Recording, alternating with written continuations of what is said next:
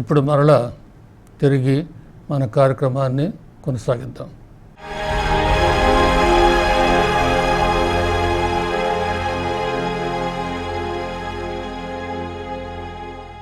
పదవ వాక్యంలో ఆయన యెరూషలేము నగరమున ప్రవేశించినప్పుడు ఈయన ఎవరో అని ప్రజలలో కలకలము కలిగెను అని రాయబడి ఉన్నది. ఎందుకు ఇంత అలజడి?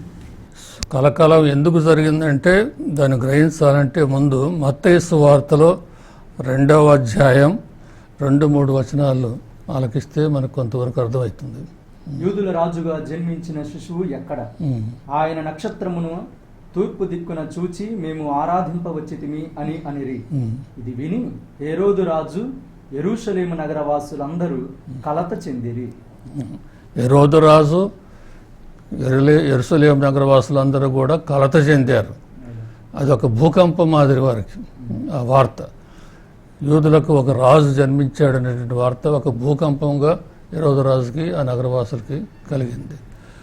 అలానే ఇప్పుడు ఒక రాజు వస్తున్నాడు, యెరూషలేములో ప్రవేశిస్తున్నాడు అనేటువంటి వార్త అధికారులు, మత పెద్దలు, రాజకీయ నాయకులు వీరంతా విన్నప్పుడు మరలా వారు ఒక భూకంపం మాదిరి సంభవించింది, కలకలం సంభవించిందంటే ఉదాహరణగా ఆ గ్రీకు పదం వాడినటువంటి పదం భూకంపానికి వాడే పదం. అంటే ఇది భౌతికమైన భూకంపం కాదు, మానసికమైన భూకంపం, వారి హృదయాల్లో కలిగినటువంటి భూకంపం, మతపరమైన రాజకీయపరమైనటువంటి భూకంపం అన్నమాట. మత పెద్దలు తమ అధికారం పోతుందేమో భయపడటం, రాజకీయ నాయకులు ఇదిగో విప్లవకారుడు వస్తున్నాడు, స్వాతంత్రం కొరకు పోరాడి విముక్తిని పొందుతాడు అనేటువంటి భూకంపం, అలజడి అనేది, ఆ మానసిక కలత అనేది, కలకలం అనేది జరిగినట్లుగా మనం భావించాలి. అలానే యేసు మరణించినప్పుడు భూకంపం జరిగింది. మత్తయి సువార్త 27వ అధ్యాయం 51వ వచనం. అప్పుడు దేవాలయపు తెర పైనుండి క్రింది వరకు 2గా చినిగెను, భూమి కంపించెను, బండలు బ్రద్దలాయెను. భూమి కంపించెను, బండలు బ్రద్దలాయెను. అది భూకంపం. అనగా కేవలం మానవ హృదయాల్లోనే కాదు, ప్రకృతి కూడా స్తంభించింది. యూదులు యేసుకు చేసినటువంటి ఈ శిలువ మరణం విషయంలో ప్రకృతి కూడా స్తంభించి ఆ విధంగా భూకంపం ద్వారా ప్రదర్శిస్తుందన్నమాట. అలానే యేసు ఉత్థానుడైనప్పుడు మత్తయి సువార్త 28వ అధ్యాయం 2-4 వచనాలు. అదిగో అప్పుడు పెద్ద భూకంపము కలిగెను. అది యేసు ఉత్థానుడైనప్పుడు కూడా అదొక నూతన సృష్టి, నూతన సృష్టిని సూచిస్తూ ఈ భూకంపం అనేది ప్రకృతి కూడా స్తంభిస్తుంది అన్నమాట. ప్రకృతిలో కూడా మార్పు అనేది రాబోతుంది. ఆ విషయాన్ని ఇంకా తర్వాత విపులంగా మనం పరిశీలిద్దాం. ఇప్పుడు ఈ పఠన పరిశీలన అనేది జరిగిన తర్వాత ధ్యాన భాగంలోకి పోదాం. ధ్యాన భాగంలో మనం ముఖ్యంగా గమనించాల్సింది ఏమిటంటే, ఆదిలో యావే ప్రభు ఇజ్రాయేలీ ప్రజలకు రాజు, వేరొక రాజు లేడు. అయితే చుట్టుపక్కల ఉన్నటువంటి జాతులందరికీ వారి వారి రాజులు ఉన్నారు, పరిపాలన చేస్తున్నారు. ఒక్క దైవ ప్రజలకు మాత్రమే పరలోక రాజు కానీ భూలోక రాజు లేడు. అయితే క్రమేణా ఈ దైవ ప్రజలు మాకు కూడా భూలోక రాజు కావాలని కోరుకున్నారు. అయితే ప్రభువుకి ఇష్టం లేదు, నేనే రాజుని, మీరే నా ప్రజలు. అయినా కానీ ప్రజలు ఒకటేమైనా కోరుకుంటుంటే అయిష్టంగా అనుమతి ఇచ్చారు. రాజులు, భూలోక రాజులు పరిపాలించడం ఆరంభించారు. అయితే కొందరు మంచివారు ఉన్నారు, అనేక మంది చెడ్డగా పరిపాలన చేసిన వారు ఉన్నారు. దావీదు ఒక ఆదర్శ రాజుగా వెలసాడు. ఆ దావీదు రాజు ఎంతో వినయంతో, విజ్ఞతతో, న్యాయపరంగా పరిపాలన చేశాడు. ఒక సందర్భంలో పాపం చేసినప్పటికి కూడా మరలా పరితపించాడు కాబట్టి దాన్ని కూడా ఒక ఆదర్శంగా మనం స్వీకరించవచ్చు. సో చాలా వరకు ఒక ఆదర్శ రాజుగా యూదులు పరిగణిస్తూ వచ్చారు. ఆ దావీదు వంశంలో మెస్సియా రాబోతున్నాడు.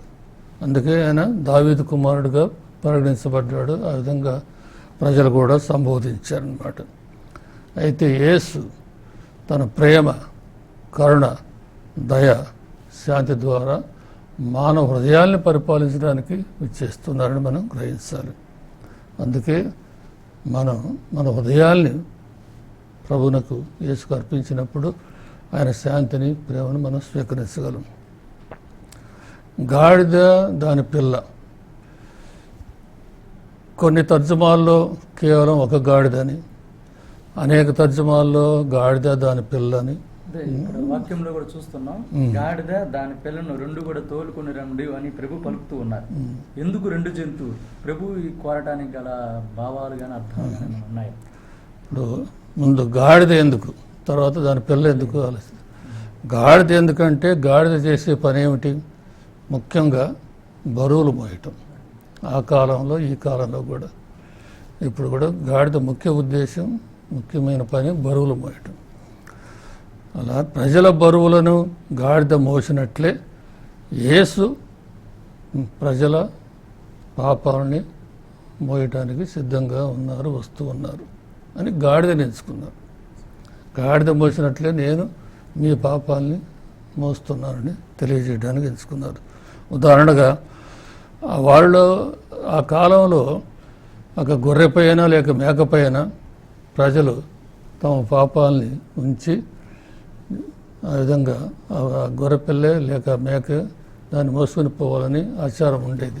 ఉదాహరణగా లేవీయుల గ్రంథం 16వ అధ్యాయం 21-22 వచనాలు చదవండి. అహరోను ఆ మేక మీద చేతులు చాచి ఇజ్రాయేలీయుల అక్రమములను, నేరములను, పాపములను ఒప్పుకొని వానినెల్లా దాని తల మీద మోపవలయను.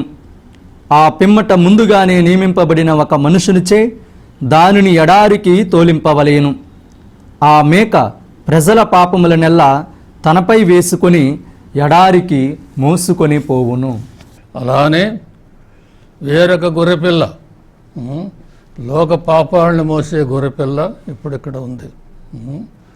అది ఆ పాపాలని, ప్రజల పాపాలని ఇప్పుడు మనం ఆ గొర్రెపిల్ల మీద అనగా యేసు మీద మోపుతూ ఉన్నాం. ఆయన మోస్తూ ఉన్నాడు. ఆ విషయాన్ని తెలియజేయడానికి గాడిదను ఉపయోగిస్తూ ఉన్నారు. సరే, ఇంకా రెండవ అర్థం, గాడిద పిల్ల ఎందుకు తీసుకొచ్చారు? గాడిదను తల్లిని పిల్లను వేరు చేయకూడదు ఒకటి.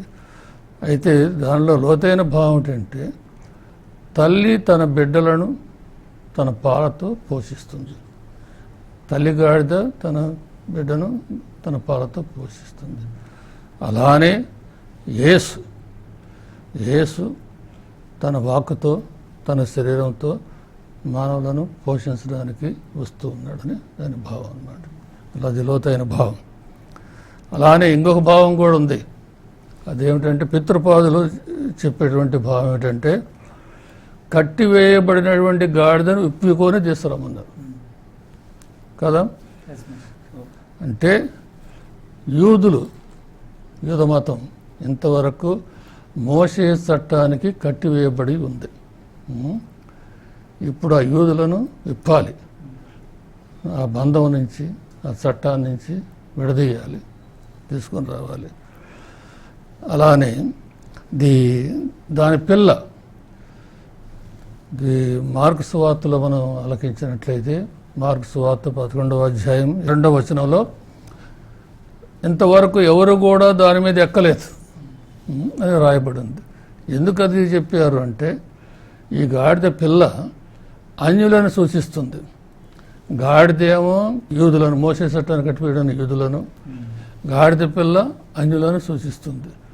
ఇప్పుడు యేసు యూదులను ఆ చట్టాన్ని నుంచి, కట్టల నుంచి విడిపించి యూదులను, అన్యులను అందరినీ కూడా ఏకం చేసి నూతన యెరూషలేముకి నడిపిస్తున్నారు, అనగా శ్రీసభలోనికి నడిపిస్తున్నారని దాని భావం అన్నమాట. అది పితృపాదులు మనకు ఇచ్చేటువంటి వేరొక భావం. అలానే తాటి ఆకులు పరుస్తూ స్వీకరించారని అది గౌరవించారని మనం ఇక్కడ చదువుతున్నాం. తాటి ఆకులు అనేది కూడా కేవలం ప్రజలు మాత్రమే కాకుండా ప్రకృతి కూడా యేసు రక్షణలో భాగం పంచుకుంటుంది. ఎందుకంటే ఆ రోజుల్లో ప్రకృతి మానవ జీవితం అనేది ఎంతో దగ్గరగా చూసేవారు. ప్రకృతిని వేరుపరచకూడదు, దగ్గర సంబంధం అనేది ఉంది. ఇప్పుడు చాలా వరకు మనం దూరం అయిపోయాం ప్రకృతికి. ఆ కాలంలో అలా కాదు, ఎంతో దగ్గరగా సంబంధం ఉంటే చూసేవారు. అందుకే దినచర్య గ్రంథం 16వ అధ్యాయం 31 నుంచి 33 వచనాలు చదవండి. రాజుల దినచర్య మొదటి గ్రంథము 16వ అధ్యాయము 31, 32, 33 వచనములు. భూమాకాశములు ప్రమోదము చెందునుగాక, అవి ప్రభువే రాజని వివిధ జాతులకు ఎరిగించునుగాక. సముద్రమును దానిలోని ప్రాణులను ఉత్సాహముతో గర్జించునుగాక. పొలములను వానిలోని పైరులను ఆనందము పొందునుగాక. ప్రభువు భూతలములను ఏలుటకు వచ్చునుగాక. అడవులలోని చెట్లన్నయు ఆయన ఎదుట ఆనందముతో కేకలిడునుగాక. ఆ విధంగా ప్రకృతి అంతా కూడా ప్రభుని గూర్చి స్తుతిస్తూ ఉంది, ప్రభు రక్షణలో పాల్గొంటుందని ఈ వాక్యాల ద్వారా మనం అర్థం చేసుకోవాలి. అలానే పౌలు రోమీయులకు రాసినటువంటి లేఖ 8వ అధ్యాయం 21 వచనం. ఏలైనా ఒకనాడు సృష్టియే వినాశదాస్యము నుండి విడిపింపబడి దేవుని పుత్రుల మహిమోపేతమైన స్వాతంత్రమునందు పాలు పంచుకొనును. ఇప్పుడు దేవుని పుత్రుల మహిమోపేతమైన స్వాతంత్రం అనేది ఇప్పుడు యేసు ద్వారా వస్తుంది. దానిలో ప్రకృతి కూడా పాలు పంచుకుంటుందని పౌలు గారు తెలియజేస్తున్నారు అన్నమాట. అందుకే ఈ తాటి ఆకులు అనేది కేవలం తాటి ఆకులు కాదు, వేరొక అర్థాన్ని, లోతైన భావాన్ని ప్రకృతి కూడా యేసు ప్రసాదించే రక్షణలో పాలు పంచుకుంటుందని మనం గ్రహించాలి.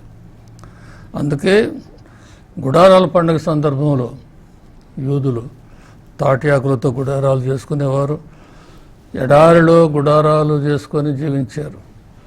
ఇది యావే ప్రభుపై ఆధారపడి జీవించారు, సన్నిహితంగా జీవించినట్లుగా దాన్ని జ్ఞాపకం చేసుకుంటూ గుడారాల పండుగ చేసుకునేవారు అన్నమాట. అప్పుడు కూడా ఈ తాటి ఆకులు కూడా వారు ఉపయోగించేవారు. అలానే తాటి ఆకులు పచ్చదనాన్ని సూచిస్తున్నాయి. పచ్చదనం అనేది నూతన జీవం. ఇప్పుడు దేవాలయం, యెరూషలేము దేవాలయం ఇంతవరకు అమంగళపరచబడ్డది. ఇప్పుడు యేసు దాన్ని శుద్ధీకరించి నూతన జీవాన్ని ప్రసాదించబోతున్నారు. నూతన జీవాన్ని ప్రసాదిస్తారు. అందువల్ల ఆ అర్థం కూడా మనం తీసుకోవచ్చు అన్నమాట. ఇప్పుడు యేసు ఈ విధంగా రావటం వలన అది ఎంతో మార్పు అనేది వస్తుంది. అది ఈ భావాలన్నీ కూడా మనం చూసుకోవాలి. ఈ విధంగా మనం ధ్యానించాం. ఇప్పుడు ప్రార్థన చేసుకుందాం. పరలోకన తండ్రి, ఆయన యొక్క కుమారుడు గాడిద మీద ఎలాగే యెరూషలేముకు వచ్చి ఉన్నాడు ప్రభా. ఈరోజు ప్రభా మేము విన్న మాటల ప్రభా మా వద్దకు వచ్చి ఉన్నాయి ప్రభా. ఆయన మా జీవితంలో విడుదల, స్వస్థత, పరిశుద్ధాత్మ అభిషేకంతో నింపమని, విన్న ప్రతి ఒక్క బిడ్డల ప్రభా విడుదల దయచేయమని యేసు నామమున అడిగి వేడుకుంటున్నాం తండ్రి, ఆమేన్. ఇప్పుడు మనం ఆఖరి మెట్టు ఆచరణ. ప్రభు పఠనాన్ని ఆలకించాం, ధ్యానించాం. దానిలో కొంత ఆచరణలో మనం చూపించాలి. ఎలా ఆచరించగలమో చెప్పగలవా? ప్రియమైన దేవుని బిడ్డలారా, ఈనాటి పరిశుద్ధ గ్రంథ పరమార్థము ద్వారా మనం పాటించవలసినటువంటి విషయాలు 2 ఉన్నాయి.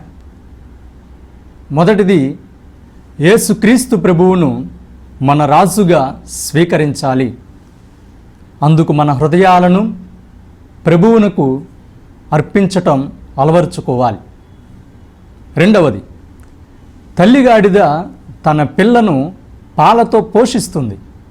అదేవిధముగా క్రీస్తు ప్రభు మనందరినీ తన వాక్కుతో, తన శరీరముతో పోషిస్తూ ఉన్నాడు. కావున